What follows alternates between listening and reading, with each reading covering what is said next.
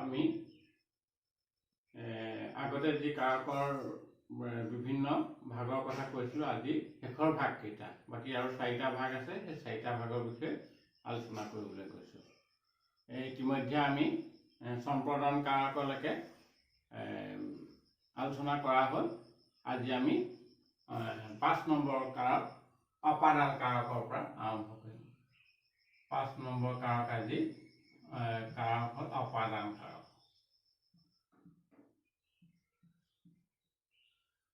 অপাদান কাৰক। অপাদান কাৰকৰ কাৰক চিহ্ন হৈছে C। কাৰক চিহ্ন হৈছে C। আৰু এই অপাদান কাৰকৰ কাৰক চিহ্ন C কেতিয়া ব্যৱহাৰ হ'ব? যেতিয়া কোনো এটা বস্তু অন্য এটা বস্তুৰ পৰা আঁতৰি যোৱা বুজাব, আলাগ হোৱা, আলাগ আঁতৰি যোৱা বুজাব, তেতিয়া আমাৰ অপাদান কাৰকৰ C ব্যৱহাৰ হ'ব। আমি C দুটাত পাইছোঁ, এটা কৰণ কাৰকত পাইছোঁ C, আৰু এটা এতিয়া এইটো পাইছোঁ অপাদান কাৰকত C পাইছোঁ। কৰণ কাৰকৰ C কি বুজাইছিলে? কৰণ কাৰকৰ C সদায় जिसके सहायता से कार्य किया जाए, जार सहायत আমি কামটো কৰিছিলোঁ, সেইটো হ'ল কৰণ কাৰকৰ C। আৰু এতিয়া আমাৰ অপাদান কাৰকৰ C হ'ল ইয়াৰ এইটো বুজাব संज्ञा के जिस रूप से किसी वस्तु या व्यक्ति के अलग होने का भाव प्रकट करता है। अलग होने का आतरी जोৱা भाव जेतियाই प्रकाश কৰিব, তেতিয়া আমাৰ অপাদান কাৰকৰ C ব্যৱহাৰ কৰিম। আমি কেইটামান উদাহৰণ লৈ লৈছোঁ। এতিয়া চোৱা, पेड़ से पत्ते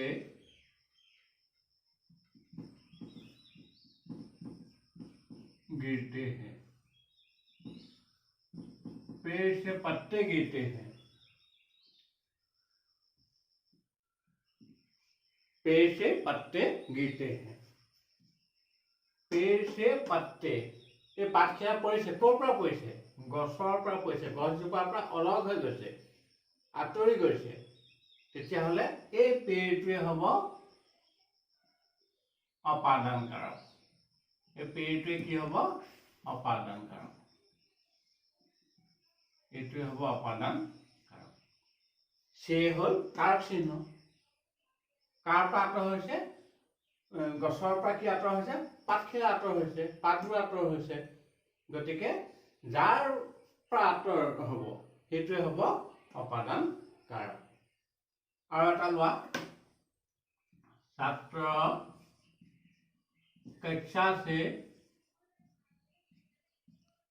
कक्षा से बाहर निकले। छात्र कक्षा से बाहर निकले। छात्रজন कक्षार পৰা, ৰুমৰ পৰা কি হ'ল? বাহিৰলৈ গ'ল। তাৰমানে ছাত্ৰজন আৰু কক্ষা দুইটা আঁতৰ হৈ গ'ল। পিছত সোমাবহি পাৰে, বা কাইলৈ আহিব পাৰে, বা নাহিব পাৰে, সেইটো পিছৰ কথা। কিন্তু বৰ্তমান ছাত্ৰজন কক্ষাত নাই, এই ৰুমত নাই। গতিকে ছাত্ৰজন ক'ৰ পৰা আঁতৰ হৈছে? কক্ষা से बाहर, কক্ষাৰ পৰা আঁতৰ হৈছে। তেতিয়াহ'লে এই কক্ষাটো কি হ'ব? অপাদান কাৰক হ'ব। কক্ষাটো হ'ব অপাদান কাৰক। और C-টোতো कारक चिन्ह। छात्र कक्षा से बाहर निकले। छत से बिल्ली कूद पड़ी। और छत से बिल्ली कूद पड़ी।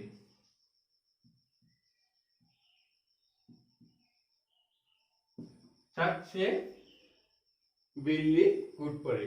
ক'ৰ পৰা পৰিছে? ছাত্ৰৰ পৰা পৰিছে। কোন পৰিছে? মেকুৰীজনী পৰিছে। গতিকে ক'ৰ পৰা আঁতৰ হৈ গৈছে? তাই ছতখনৰ পৰা। গতিকে এই ছতটো হ'ব অপাদান কাৰক। ছত হ'ব অপাদান কাৰক। বুজিছানে? অপাদান কাৰক এইটোৱে য'ত নেকি अलग होने का भाव प्रकट करता है। अलग होने का भाव, आतৰি যোৱা, কোনোবা এটা বস্তুৰ পৰা এটা বস্তু আতৰি যোৱা, যিটোৰ পৰা আঁতৰ হ'ব সেইটোৱে হ'ব অপাদান কাৰক। যি আঁতৰ হৈছে সি নহয়, য'ৰ পৰা আঁতৰ হ'ব সিহে অপাদান কাৰক হ'ব। ঠিক আছে, এতিয়া আমি যাম সম্বন্ধ কাৰক। সম্বন্ধ কাৰক, ইয়াৰ কাৰক চিহ্ন হৈছে কা, কে, কি বা ৰা ৰে ৰি, ৰা ৰে ৰি, কা কে কি বা ৰা ৰে ৰি, না নে নিউ হয়, এইটো হ'ল সম্বন্ধ কাৰক। আৰু কাৰক চিহ্ন আছে কা কে কি বা ৰা ৰে ৰি। এই সম্বন্ধ কাৰক কেতিয়া আমি ব্যৱহাৰ হ'ব? সম্বন্ধ কাৰক যেতিয়া কোনো এটা বাক্যৰ শব্দৰ মাজত যেতিয়া সম্বন্ধ স্থাপন কৰিব তেতিয়া আমি সম্বন্ধ কাৰক আমি व्यवहार करें। संज्ञा के जिस रूप से वाक्यों के किसी दूसरे शब्दों के साथ अपना संबंध प्रकट करता है उसे हम संबंध कारक कहते हैं। दूसरे शब्दों के साथ व वाक्य के अन्य शब्दों के साथ अपना संबंध प्रकट करते हैं उसे हम संबंध कारक कहते हैं। उदाहरण ले लीजिए,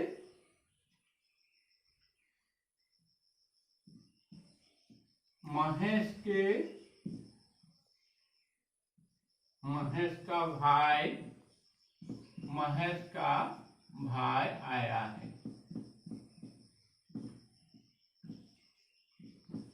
महेश का भाई आया है, कार भाई कहिसे? महेशर भाई कहिसे, है ना? महेश और भाई মাজত যেতিয়া সম্বন্ধ স্থাপন কৰিছে তেতিয়া কি চিহ্ন প্ৰয়োগ হৈছে? এই কা তো আমাৰ কা চিহ্ন হৈছে। আৰু কাকে কি আটাইকেইটা আছে, যিহেতু ভাই একবচন, এইটো আমাৰ সম্বন্ধ কাৰক কাৰ লগত হ'ব? মহেশৰ সম্বন্ধ কাৰ লগত হ'ব? ভাইৰ লগত, ভায়েকৰ লগত। গতিকে ভাই হ'ল সম্বন্ধ কাৰক। আৰু সম্বন্ধ কাৰকটো যিহেতু একবচন আৰু পুলিংগ, ভাই পুলিংগ, একবচন আৰু পুলিংগৰ বাবে ইয়াত কা ব্যৱহাৰ কৰা হৈছে। এইটো আমি মহেশ का भाई आया সেইকাৰণে আমি ইয়াত কা ব্যৱহাৰ কৰিছো। এইটো হ'ল আমাৰ সম্বন্ধ কাৰক, এইটো হ'ল আমাৰ সম্বন্ধ কাৰক। ভাইৰ লগত সম্বন্ধ স্থাপন কৰিছে মহেশে। তাৰপিছত চোৱা, रमेश की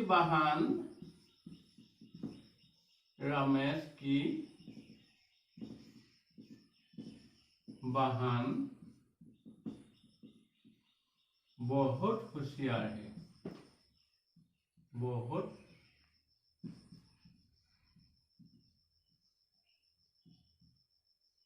होशियार है। ইয়াত ৰমেশৰ সম্বন্ধ কাৰ লগত আছে? ভনীয়েকৰ লগত হৈছে। গতিকে বহন হ'ল সম্বন্ধ কাৰক, বহনটো হ'ল সম্বন্ধ কাৰক। আৰু তাৰ লগত কি ব্যৱহাৰ হৈছে? কি, কাৰ চিহ্নৰ ওপৰত কি ব্যৱহাৰ হৈছে? কিটো ব্যৱহাৰ হৈছে।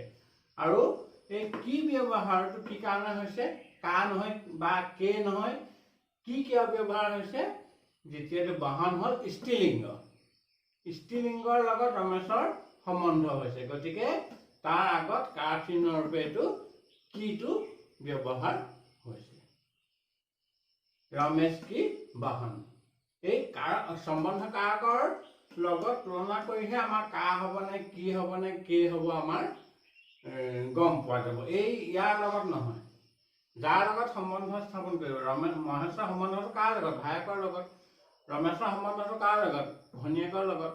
গতিকে এইটো হ'বলৈ হ'লে আমাৰ পুলিংগ একবচন হ'লে কা হ'ব, স্ত্ৰীলিংগ একবচন কি হ'ব, স্ত্ৰীলিংগত বহুবচন হ'লেও কিয়ে হ'ব। আৰু এতিয়া আমি চাওঁ ইটো আৰু এটা আছে কে, रामू के पिताजी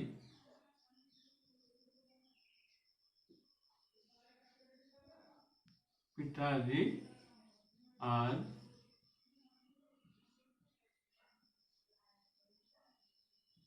दिल्ली जाएंगे। दिल्ली जाएंगे। रामू के पिताजी आज दिल्ली जाएंगे। याद এটা কথা চোৱা, পিতাজী কিন্তু একবচন। ৰামুৰ সম্বন্ধত কাৰ লগত হৈছে পিতাজী। পিতাজী কিন্তু একবচন, তাত কিন্তু কা হোৱা নাই, কেহে হৈছে। কি কাৰণে কি হ'ব? যদি আমি সন্মানজনক হয়, সন্মানজনক আৰু বহু বচন হ'লে যাৰ লগত সম্বন্ধ স্থাপন হ'ব সেইজন যদি হয় সন্মানজনক, সন্মানীয় ব্যক্তি বা আমাতকৈ ডাঙৰ হ'ব, তেতিয়াহ'লে আমি সদায় বহু বচনত সম্বন্ধ স্থাপন কৰিম। কে আহিব তেতিয়া বা ৰে আহিব তেতিয়া। এতিয়া পিতাজী একবচন যদিও সন্মানীয় কাৰণে কে ব্যৱহাৰ হৈছে। এইটা মনত ৰাখিব। কাকে কি বা ৰা ৰে ৰি, এইটো ৰা ৰে ৰিটো আহিব আমাৰ সৰ্বনামৰ ক্ষেত্ৰত আহিব মেৰা, মেৰি, মেৰে, তেনেকুৱা সেইখিনিত আহিব। গতিকে এইটোত আমাৰ এই সম্বন্ধ কাৰক ইমানে। খালি এইকেইটা আমি মনত ৰাখিব লাগিব। একবচন পুলিংগ হ'লে কা ব্যৱহাৰ হ'ব, একবচন স্ত্ৰীলিংগ হ'লে কি ব্যৱহাৰ হ'ব, আৰু বহু বচন হ'লে কে ব্যৱহাৰ হ'ব। কিন্তু সন্মানজনীয় হ'লে কে ব্যৱহাৰ হ'ব। আৰু ইয়াতো যেতিয়া আমাৰ স্ত্ৰীলিংগ বহু বচন হ'লেও কিয়ে ব্যৱহাৰ হ'ব।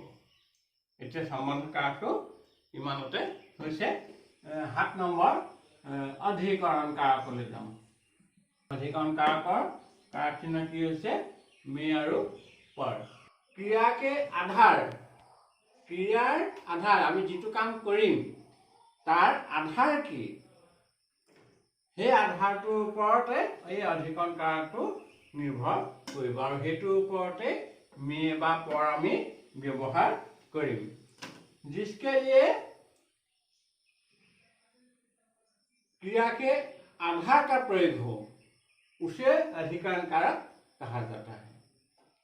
क्रिया आधार तो की हब, मैं उदाहरण लওঁ। पिताजी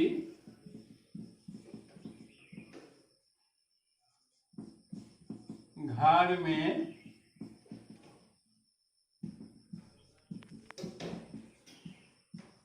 आराम कर रहे हैं। याद चोৱা, पिताजीয়ে ক'ত আৰাম কৰিছে? ঘৰত। ক্ৰিয়াৰ আধাৰটো কি? তেওঁ ক্ৰিয়া মানে তাৰ কাৰ্যত কি কৰিছে? আৰাম কৰা কাৰ্যটো কৰিছে। তেওঁ ক্ৰিয়াটো হৈছে কামটো কি কৰি আছে? আৰাম কৰি আছে। আৰু এই আৰাম কৰা আধাৰটো ক'ত আৰাম কৰিছে? ঘৰত আৰাম কৰিছে। ঘৰ। এতিয়া এই ঘৰটোৱে হ'ব অধিকৰণ কাৰক। অধিকৰণ কাৰক ক্ৰিয়াৰ যিটো আধাৰ, ক্ৰিয়াৰ যিটো আধাৰ সেইটোৱে হ'ব অধিকৰণ কাৰক। ঘৰত কৰিছে, গতিকে এইটো ঘৰটো হ'ল অধিকৰণ কাৰক, আৰু মেটো হ'ল কাৰক চিহ্ন। বন্দৰ আৰু এটা লৈ লৈছো। बंदर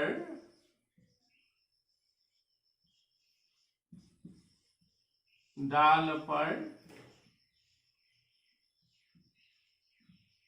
बैठा है।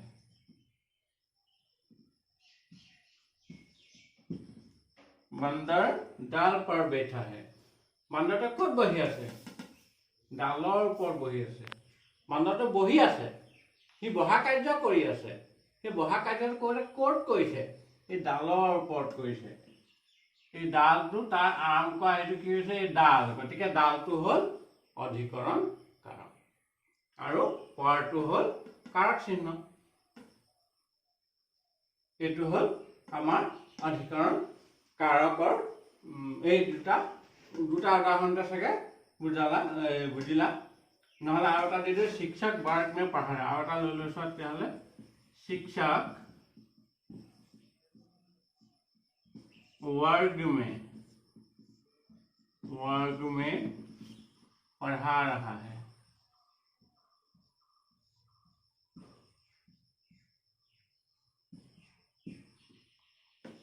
शिक्षक वर्ग में पढ़ा रहा है। शिक्षके কি কৰি আছে? পঢ়াই আছে।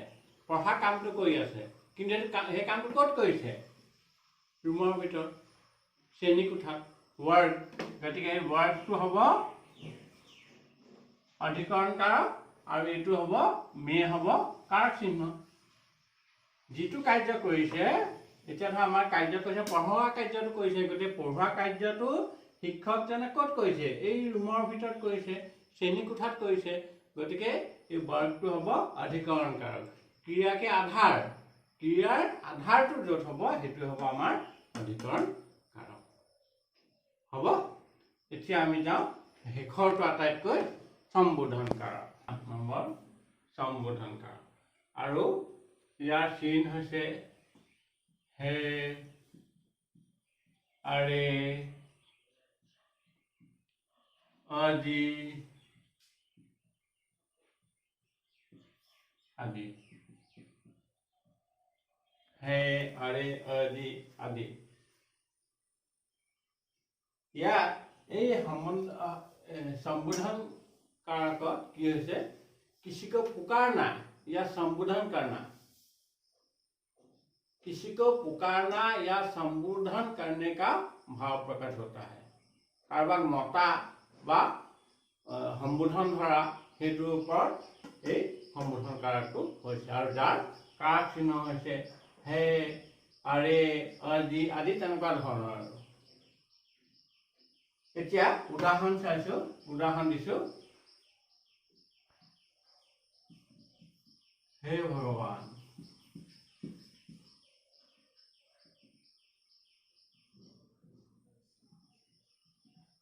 हे भगवान। আমি কাক সম্বোধন কৰিছো? ভগৱানক। हे, हे भगवान,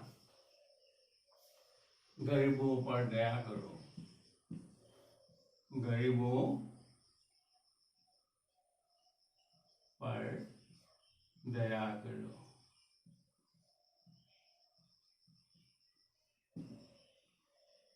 हे भगवान, मनुष्य को करुणा से बचाओ। हेतु आमी कब पारो। हे भगवान, मनुष्य को करुणा से बचाओ, गरीबों पर दया करो, गरीबों पर दया करो। हेतु हल हे, हेतु कारक चिन्ह। काक संबोधन करिছো? भगवान। এই भगवान हल आमार संबोधन कारक। এই संबोधनটো আমি কাক কৰিছো? ভগৱানক কৰিছো। এইটো হল আমাৰ संबोधन कारक, এইটো হল कारक चिन्ह है। আৰু এটা চাওঁ। अरे बच्चों,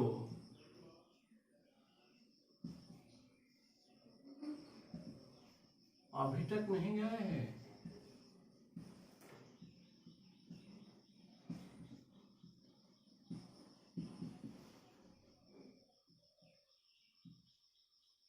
अभी तक नहीं गए? আমি কাক কৈছিলো? এই ল'ৰাটো কৈছো। अभी तक नहीं गए, এতিয়ালৈকে যোৱা নাই। अरे बच्चों, এইটো আৰেটো হল कारक চিহ্ন। বুজিছানে? संबोधन कारकটো আমাৰ অকল ইয়াতহে আছে, হিন্দীতহে আছে। হেৰিয়াত কি অসমীয়াত আমাৰ নাই, প্ৰথম বিভক্তিতে ধৰা হয়। গতিকে আমাৰ ভগৱানক সম্বোধন কৰা বা বৎসক সম্বোধন কৰা সেইটো হে, আৰে। এটা মোহনক কৈছো। মোহন,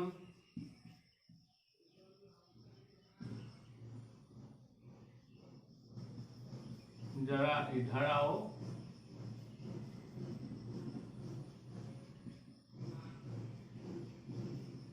मोहन, जरा इधर आओ। मोहनक मात, मोहन जरा इधर आओ। সম্বোধন কৰা বা পুকাৰনা কাৰোবাক মতা, তেনেকুৱা ধৰণৰ আমাৰ সম্বোধন কাৰক ব্যৱহাৰ হ'ব। ছাত্ৰীসকল, আমি কাৰকৰ কাৰক কাক বোলে, কাৰক কেই প্ৰকাৰৰ আৰু কাৰক কি কি, কাৰক চিহ্ন কি কি, আৰু প্ৰতিটো কাৰকৰে ব্যাখ্যা দিয়া হয়। আশা কৰোঁ তোমালোক ইয়াৰ পৰা বহুত লাভৱান হ'বা।